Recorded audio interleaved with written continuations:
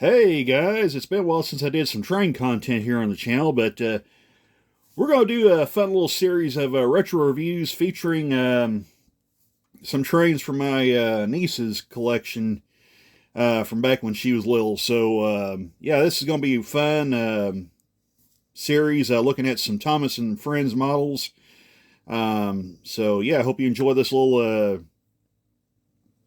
series of retro reviews featuring Thomas and Friends equipment, as I just said. So, yeah, let's go ahead and get started. We'll start off by taking a look at Emily right after the titles.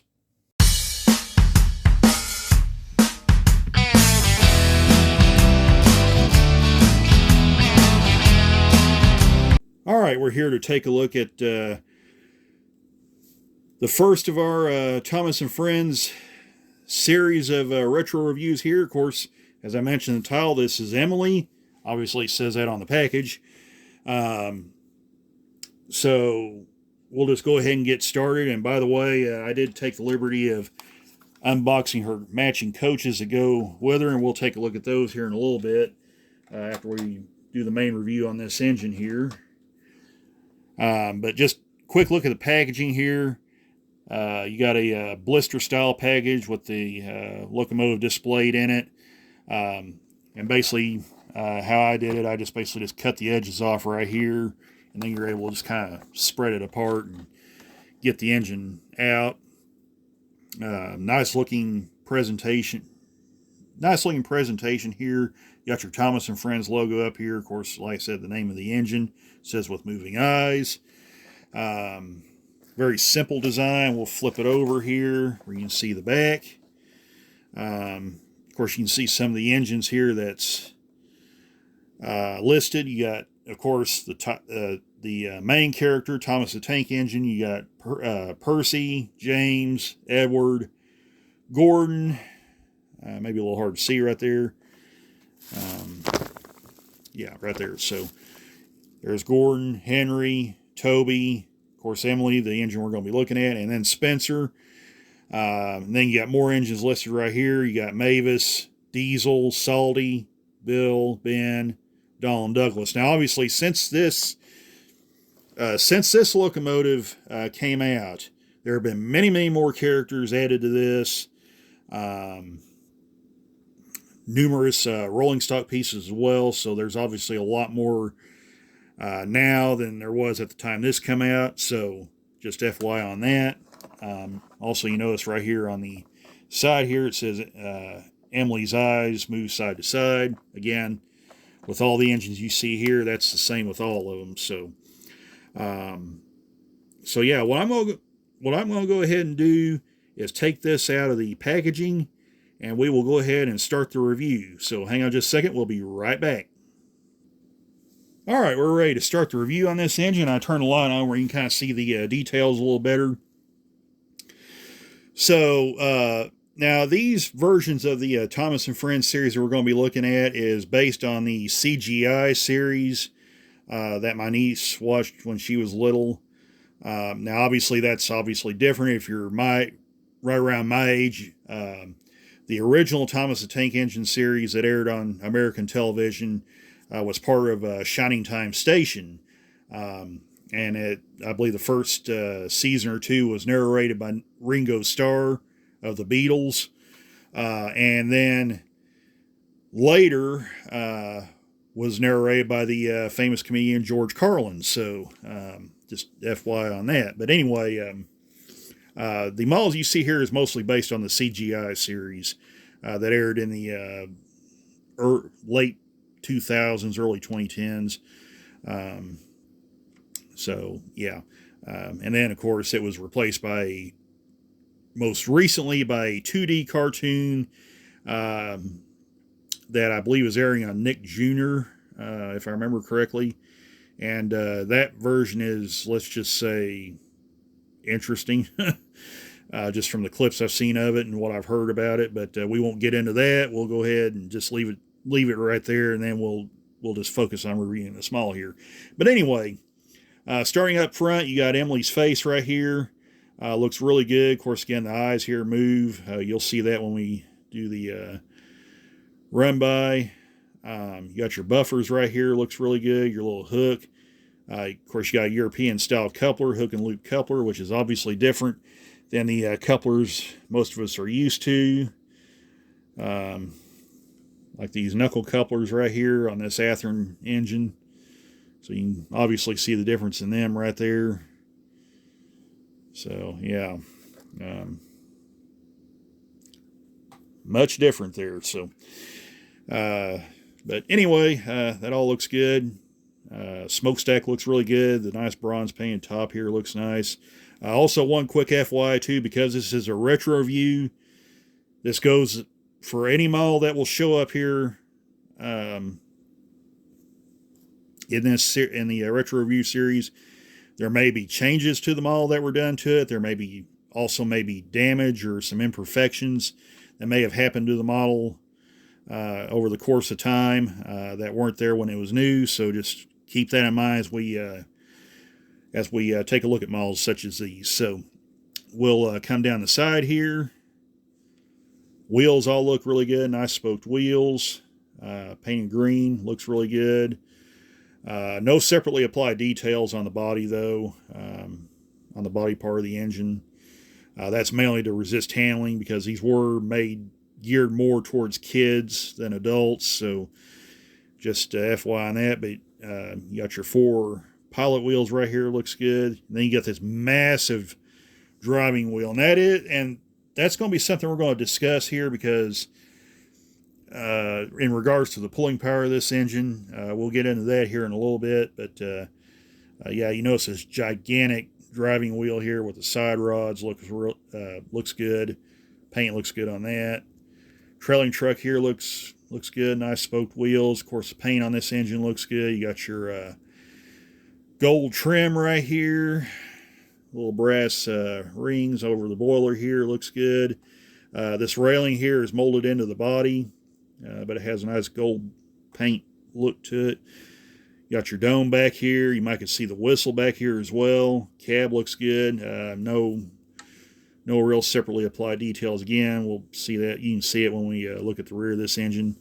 The tender back here, again, very solid casting right here. You can see the coal load right here, your water hatch, your hatch for the water back here. Paint all looks good here. Nicely done. Gold squares painted on here. Looks good. Wheels all look good. They don't swivel though, because they're a rigid style truck. 3-axle truck. Everything's molded here. The side frames are all molded. No separately applied details there.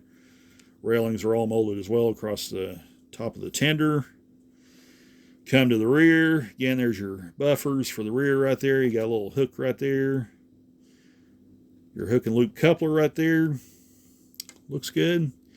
And we come to the other side. Pretty much the same story, second verse.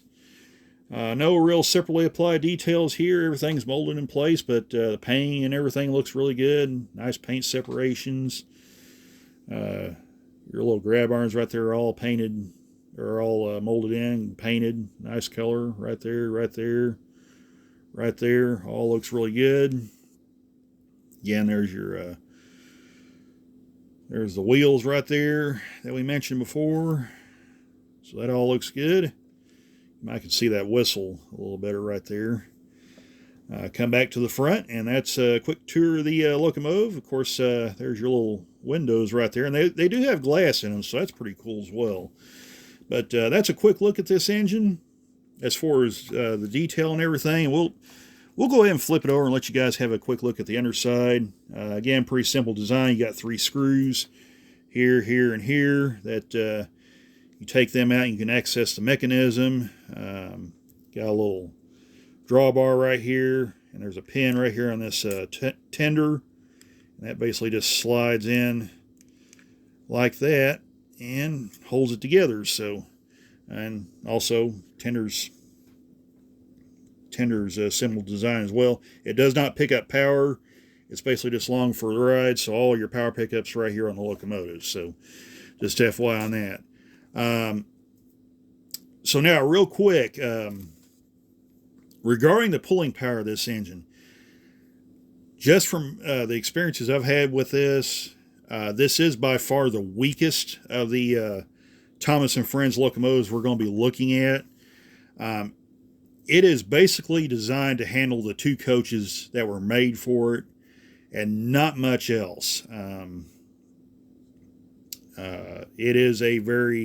Its pulling power is very, very anemic as far as that's concerned. So if you want a Thomas and Friends engine that pulls a lot, probably not going to be too pleased with this one. So, but if you're a fan of the Thomas series, you like Emily as a character, and you don't mind the lack of pulling power, it's a fine running engine. It does run really good. They can be a little finicky at times, but with a dirty track. But as long as you keep the track and everything clean, it's a good, nice, smooth running locomotive. So with that said, I've got the coaches out, so we'll just go ahead and take a look at them while we're at it. So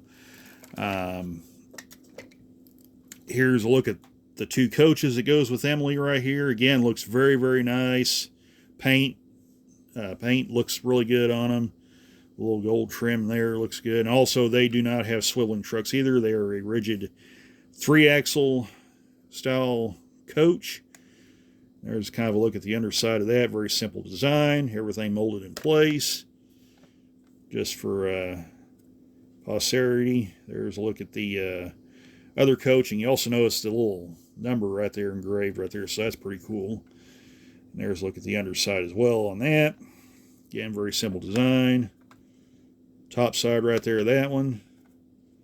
Top side of that one. No separately applied details. But again, as I mentioned before, made for kids, made to resist handling. So they're just there to have fun. So that's a look at Emily's coaches right there. And like I said, nice models if you want to, or nice little trains here if you're a fan of the Thomas series and like to have something fun. You might notice a little imperfection there. That was from a little accident when my niece used to play with them. So that's what I was mentioning earlier about these retro reviews. They may have some little nicks and stuff on them, but it's no big deal. But other than that, very, very nice engines. So I think what we're going to do, we're going to go ahead and head out to the layout and see how these things run. It's been a little while since they've hit the track, so we'll see what they can do. So hang on just a second. We'll be right back. All right, we're here at the layout now. We got Emily and her two coaches on the layout now. I did do a test run just to make sure everything was going to work all right. Because it has been quite a while since this locomotive was run, so I just kind of wanted to run it in, kind of make sure everything was going to be good. So we cleaned the wheels. The wheels were a little bit dirty on it, so we cleaned the wheels and everything. Ran a few laps. Everything seems to be pretty good, so we'll go ahead and get started with the test here. We'll turn the layout on. You saw it kind of move forward there a little bit, and we will go ahead and move it forward, and it's going to need a little motivation. There we go. It's a little stuttery. Like I said, this thing hasn't run in a while. Probably also the track's a little dirty. Probably should have cleaned it. And we'll back it up just like that. And that's pretty much it right there. Pretty simple design. It's DC only, of course. No DCC variants available as of my knowledge. Maybe down the road there will be. I think there is a Thomas, a version of Thomas with sound in it now, but somebody might confirm that. That's a little more knowledgeable on that front. But yeah, like I said, pretty simple design.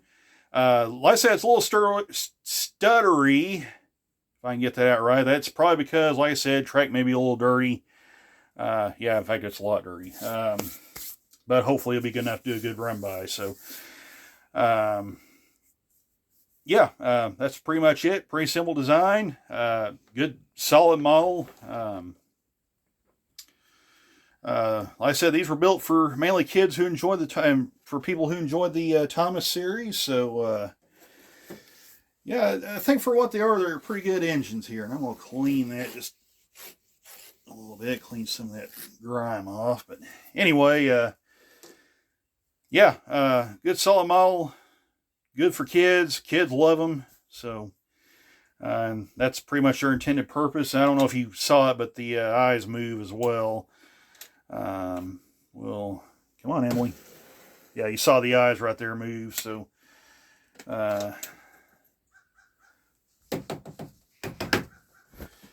yeah, like I said, come on, come on. No, I don't have it turned up enough, so, okay. Oh, that could be why. I've got momentum turned on. Okay, well, let's try that now. So, yeah. All right, there we go. We want it to go forward. So there we go, there we go. All right, now we got her fixed up. But yeah, you saw the eyes move right there. But yeah, nice engine there. Probably needs to be run a little bit so it could kind of iron itself out after being in slumber for a long time. But yeah, that'll take care of this part one of the retro review here. I hope you guys enjoyed it. We got more Thomas stuff to go. So yeah, I guess that's it. So we'll catch you guys in the next video. So take care all. Bye for now.